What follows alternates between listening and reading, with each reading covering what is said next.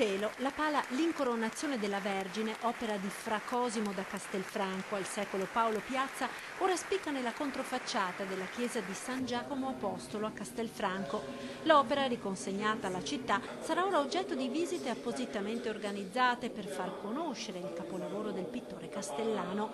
Visite guidate e organizzate già dal fine settimana dagli allievi del Liceo Giorgione, preparati dai volontari dell'Associazione Amici dei Musei.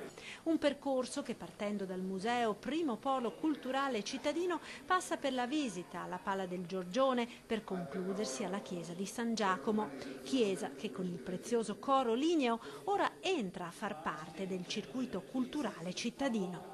Con la collocazione della Pala del Piazza sicuramente la nostra città avrà un notevole slancio culturale, perché potremo mettere diciamo così, a conoscenza del pubblico anche le altre opere che sono dentro alla chiesa di San Giacomo, che vanno ad arricchire naturalmente la chiesa di San Giacomo, che finora erano poco, diciamo così, conosciute.